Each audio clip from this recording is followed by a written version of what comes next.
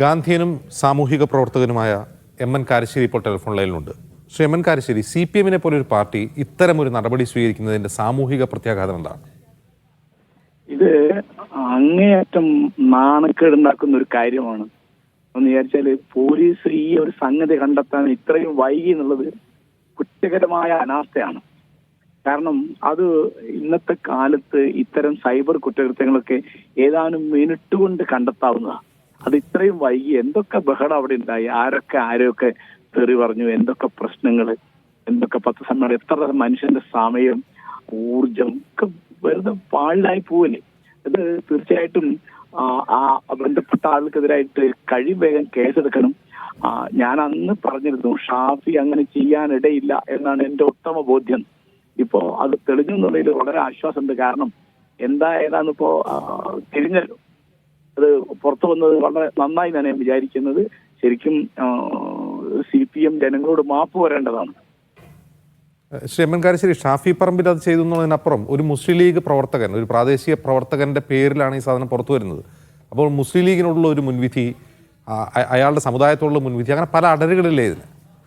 തീർച്ചയായിട്ടും എന്താന്ന് വിചാരിച്ചാല് ഇങ്ങനെ ഒരു പോസ്റ്റ് ഇടുന്നത് കൊണ്ട് 10 വോട്ട് കുറയാണ് എന്ന് தெரியாത്ത ഏതെങ്കിലും യൂത്ത് ലീഗുകാരനുണ്ടാവുമോ? അങ്ങനെ ഒരു പോസ്റ്റ് വരുമ്പോൾ അത് അവർക്കെതിരായിട്ട് വരില്ലേ? അപ്പൊ അന്ന് ആ പേരുകാരൻ തന്നെ, എന്താ അഫ്സെന്നാണോ അദ്ദേഹത്തിന്റെ പേര്, എനിക്ക് ഓർമ്മയില്ല. അദ്ദേഹം തന്നെ പരാതി കൊടുത്തിട്ടുണ്ട് പോലീസിൽ അത് കണ്ടെത്തണമെന്ന്. ഇപ്പൊ എത്ര ദിവസം കഴിഞ്ഞു, എത്ര ആഴ്ച കഴിഞ്ഞു, എത്ര മാസം കഴിഞ്ഞു. അപ്പോ ഇത് പോലീസിന്റെ വളരെ കുറ്റകരമായ അനാസ്ഥ കാണുമ്പോൾ നമുക്ക് മനസ്സിലാവും അതിന്റെ പുറകില് ഭരണകക്ഷിയാണ്, ഭരണമുന്നണിയാണുള്ളത്. അതെല്ലാവരും നമ്മളൊക്കെ ഊഹിച്ചൊരു കാര്യമാണ്. അതിപ്പോ തെളിഞ്ഞെന്നുള്ളത് വളരെ ആശ്വാസം തോന്നുന്നുണ്ട്. വളരെ നന്ദി ശ്രീ എം എൻ കാരശ്ശേരി ഈ വാർത്തയോട് പ്രതികരിച്ചിട്ട്. മുഹമ്മദ് അസ്ലം വീണ്ടും ചേരുന്നു. അസ്ലം, ഇതിൽ ഈ സോഷ്യൽ മീഡിയയിലൊക്കെ ഏറ്റവും കൂടുതൽ ചർച്ച ചെയ്യുന്നത് പോരാളി ഷാജി ഗ്രൂപ്പിന്റെ അഡ്മിൻ ആരാണ് എന്നാണ്. അത് കണ്ടെത്താൻ കഴിയുമോ?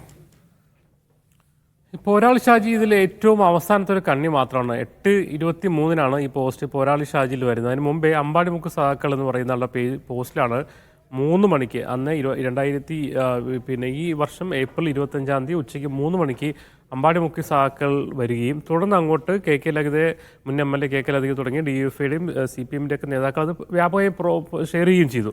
അപ്പോൾ ഉണ്ടായിരുന്നൊരു കാര്യം എന്ന് പറഞ്ഞാൽ അമ്പാടിമുക്ക് സഹാക്കളുടെ ആദ്യം ഷെയർ ചെയ്യുന്നുള്ള രീതിയിലായിരുന്നു ഉണ്ടായിരുന്ന വിവരം. അതിൻ്റെ അടിസ്ഥാനത്തിലാണ് മുഹമ്മദ് കാസിം വടകര SP-ക്ക് DEP നൽകിയ പരാതിയിൽ അമ്പാടിമുക്ക് സഹാക്കളുടെ അഡ്മിനെ ചോദ്യം ചെയ്താൽ വിവരം ലഭിക്കുന്ന കാര്യം അയാൾ ആവശ്യപ്പെടുന്നത്. തുടർന്ന് പോലീസ് അന്വേഷണം വൈകിപ്പോയി ഹൈക്കോടതിയിൽ മുഹമ്മദ് കാസിം പോകുന്നു. കേസ് അന്വേഷണത്തിന്റെ ഭാഗമായി കോടതി കാര്യങ്ങൾ എവിടെയും വരെ എത്തിയെന്ന് ചോദിച്ചതിന് പിന്നാലെയാണ് പോലീസ് അന്വേഷണം സജീവമാകുന്നത്. തുടർന്നാണ് അമ്പാടിമുക്കിൽ സഹാക്കളുടെ അഡ്മിനെ ചോദ്യം ചെയ്യുന്നത്.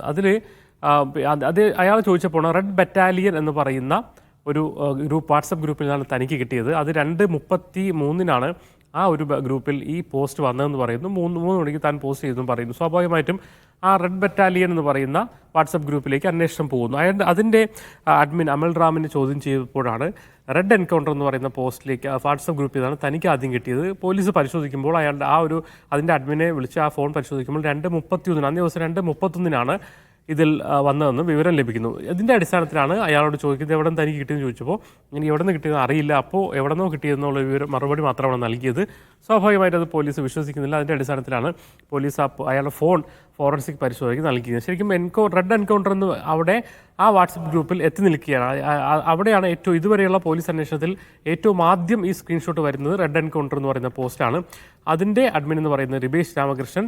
നമുക്ക് ഇപ്പോൾ ലഭിക്കുന്ന വിവരം കൂടി വെച്ചിട്ട് അദ്ദേഹം ഒരു LP സ്കൂൾ, ഒരു എയ്ഡഡ് LP സ്കൂളിലെ അധ്യാപകൻ കൂടിയാണ്. DYFയുടെ വടകര ബ്ലോക്ക് പ്രസിഡന്റാണ്. അതായത് പാർട്ടിയുടെ വിഭജന വിഭാഗത്തിൻ്റെ ഭാരവാഹിത്വമുള്ളൊരു നേതാവാണ്. ഇതിൽ ആദ്യമായി പോസ്റ്റ് ചെയ്തതെന്നാണ് പോലീസിൻ്റെ ഇതുവരെയുള്ള കണ്ടെത്തൽ. ഇനി ഫോറൻസിക് പരിശോധന കൂടി വരുന്നതോടുകൂടി അയാൾ തന്നെയാണോ, അയാളുടെ ഫോണിൽ നിർമ്മിച്ചതാണോ, അല്ലെങ്കിൽ വേറെ ഏതെങ്കിലും വഴിയാണോ വന്നതിന് കൂടി കുറച്ചുകൂടി വ്യക്തതയിലേക്കും. അതായത് ഈ ഒരു ഇതിലേക്കാണ് ഇത് പിന്നീട് ഷെയർ ചെയ്ത് അമ്പാടിമുക്കളിലേക്കും പിന്നീട് പോരാളി രാത്രിയാണ് പോസ്റ്റ് ചെയ്യുന്നത്. അതിന് മുമ്പ് തന്നെ KK ലളിതയും അതോടൊപ്പം തന്നെ മറ്റു SFI DFI നേതാക്കളൊക്കെ തന്നെയും പോസ്റ്റ് ചെയ്യുകയും വലിയ വർഗീയ പ്രചാരണം ഷാഫി വടകര നടത്തുന്നു, വിജയത്തിന് വേണ്ടി നടത്തുന്നു, അതുകൊണ്ട് തന്നെ വർഗീയ തോപ്പിക്കാൻ വേണ്ടി ഷാഫി പറമ്പിലിനെതിരെ വോട്ട് ചെയ്യുന്ന രീതിയിൽ വലിയ ക്യാമ്പയിൻ. നമുക്കത് കൊട്ടിക്കലാശത്തിൻ്റെ ഏറ്റവും അവസാന ദിവസമാണ്. അതായത് കൊട്ടിക്കലാശം നടക്കുന്നത് തെരഞ്ഞെടുപ്പ് പ്രചരണത്തിൻ്റെ അവസാന ദിവസം കൊട്ടിക്കലാശത്തിൻ്റെ ദിവസമാണ്. അങ്ങനെ വലിയൊരു പ്രചാരണ കോലാഹലത്തിലേക്ക് അവസാനഘട്ട പ്രചരണത്തിൽ ഒരു വിഷയമായി കാഫിർ പോസ്റ്റ് മാറുകയും ചെയ്തു. തുടർന്നാണ് ആരുടെ പേരിലാണോ ഇത് ഉന്നയിക്കപ്പെട്ടത്, മുഹമ്മദ് കാസിം, അയാൾ തന്നെ വടകര പോലീസിന് മുന്നിൽ ഒന്ന് പറയണം, തൻ്റെ പേരിലല്ല, താൻ ചെയ്തതല്ല, തൻ്റെ പ്രൊഫൈൽ ഈ രീതിയിലല്ല, അതുകൊണ്ട് തന്നെ ഇത് വ്യാജമാണ്, ഇതിൻ്റെ പ്രതികളെ കണ്ടെത്തണമെന്നുണ്ട്. അയാൾ ആദ്യം പരാതി കൊടുക്കുന്നു. ആ പരാതിയിൽ പോലീസ് കേസെടുക്കുന്നില്ല. പകരം CPM കൊടുത്ത പരാതിയിൽ ഈ മുഹമ്മദ് കാസിനെ പ്രതി ചേർത്തുകൊണ്ടാണ് ആദ്യമായി കേസെടുക്കുന്നത്. പിന്നെ എൻ്റെ ഫോളോ അപ്പാണ് നേരത്തെ പറഞ്ഞത്. കോടതി പിന്നെ SP പോകുന്നു, SP എടുത്ത് പോകുന്നു, പിന്നെ DGP എടുത്ത് പോകുന്നു. അപ്പോഴും അന്വേഷണം എടുത്തെത്താത്ത സാഹചര്യത്തിലാണ് ഹൈക്കോടതിയിൽ മുഹമ്മദ് കാസിം തന്നെ ഹർജി ഫയൽ ചെയ്യുന്നു. ഹൈക്കോടതി പലതവണ അന്വേഷണ പുരോഗതി ചോദിച്ചതിന് പിന്നാലെയാണ് പോലീസ് അന്വേഷണം ഇവിടെ വരെയെങ്കിലും എത്തിയത്. കോൺഗ്രസും മുസ്ലിം ലീഗും യൂത്ത് ലീഗും ഒക്കെ ആരോപിക്കുന്ന കാര്യം CPM ആണ് ഇത് പിന്നിലെന്നുള്ളതുകൊണ്ടാണ് പോലീസ് വൈകിപ്പിച്ചത്, സ്ലോ മോഷൻ ആക്കിയത്, ഒത്തുകളിച്ചത്. ആ ഉദ്യോഗസ്ഥർക്കെതിരെ കൂടി നടപടി വേണമെന്ന ആവശ്യത്തിലേക്കാണ് ഇപ്പോൾ എത്തി നിൽക്കുന്നത്.